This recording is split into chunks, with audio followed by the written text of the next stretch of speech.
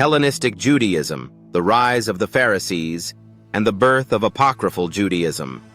This is the moment when interpretation becomes power, and philosophy becomes the new empire. After the creation of the Septuagint, a shift begins that no prophet of Israel ever endorsed. Jewish communities across the Mediterranean abandon Hebrew and adopt Greek as their primary language. The text of Moses now lives inside a foreign tongue, shaped by a foreign mindset. Under the Seleucids and the Ptolemies, political instability and cultural drift turn the nation into a battleground of competing visions. The old unity around the covenant and the sanctuary dissolves, and into this vacuum rise new interpretive groups: Pharisees, Sadducees, Essenes, each claiming to be the authentic guardians of the tradition, each constructing its own reading of the ancient story. The very idea of true Judaism becomes contested because the authority of the old foundations has already been weakened. This is also the age of the apocrypha, the sudden explosion of texts that reshape the soul of Judaism. Enoch, Jubilees, Tobit, Sirach, the Maccabean books, Baruch, writings never known to Moses, unknown to Isaiah, untouched by Jeremiah. These books do not simply add details, they create a new world. They introduce cosmologies built on Greek astronomy and Greek metaphysics. They sketch hierarchies of angels and demons that never existed in the old scriptures. They insert mythological narratives of primordial sin, cosmic battles, and semi-divine intermediaries. Slowly, quietly, the worldview of Israel is being rewritten. The temple still stands. Its stones are unbroken. But the authority it once embodied, the conceptual obedience to revelation, has been cast down. This is the meaning of Daniel 8. The place of his sanctuary was cast down, not in architecture, but in mind. The sanctuary collapses when philosophy enters the Holy of Holies through interpretation. Daniel 11 continues this line.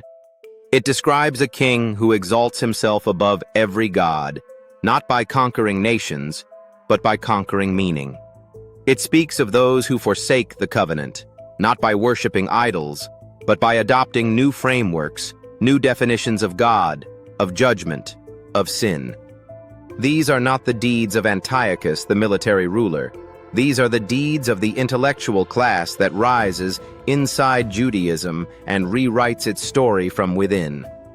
This era marks the internal Hellenization of Judaism. New cosmologies define the structure of the universe. New mythologies define the nature of evil. New angelologies and demonologies appear, mapped from Greek intermediaries and Persian dualism. New definitions of sin emerge, no longer moral, but metaphysical. New narratives of the fall take shape, recasting humanity not as responsible agents, but as victims of cosmic forces. Suffering becomes a puzzle requiring mythological explanations, and salvation becomes an escape from a broken ontology. The little horn does not need armies. It conquers by interpretation. Philosophy now occupies the space that once belonged to revelation. What was once received becomes something that must be explained, systematized, harmonized, reconstructed. The apocryphal literature makes the transformation visible. Enoch arranges the cosmos into Greek-style tiers and hierarchies. Jubilees rewrites Genesis with mythic elaborations and cosmic backstories. Sirach and the Wisdom of Solomon present wisdom as a semi-divine entity, echoing Platonic forms and Hellenistic metaphysics. The Maccabean literature mythologizes political events into theological symbols.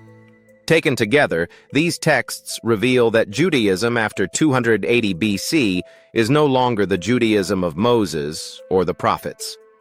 It is a Greek-Jewish hybrid, a religion reconstructed through philosophy and storytelling. This is the Judaism that Jesus will confront, not the covenantal faith of the Torah, but the interpretive empire that grew over it. The Pharisees, who rise to dominance after 150 BC, are not heirs of Moses. They are products of Greek logic. They are interpreters trained in the techniques of philosophical debate, specialists in halakhic casuistry, experts in the art of constructing legal meaning. They do not guard revelation. They manage interpretation. Their authority does not descend from the voice of God, but from the prestige of intellectual skill. This is why the Gospels present a conflict not between Jesus and Israel, but between Jesus and the philosophical empire operating inside Judaism. He confronts not the covenant, but the system that replaced it. He speaks to a people living under a new dominion of interpretive elites. In this period, the little horn achieves both cultural and religious control. The method is simple: infiltration through schools, scribes, commentaries, philosophical speculation, and apocryphal narratives. The battle is not fought with swords, but with interpretations. Judaism becomes the first testing ground for the global philosophical empire. What begins here will later expand into Christianity through Paul, into Islam, through its philosophical schools, and eventually into the entire framework of Western civilization. The age of interpretive empires begins with the Septuagint, but it does not end there. It becomes the new world order of thought, the empire without borders, the empire of meaning, the empire that conquers not nations, but the human mind. What comes next is the irony of history itself. Rome will take Greece by force, yet Greece will take Rome by thought, and the philosophical empire will ascend to a scale the ancient world had never seen.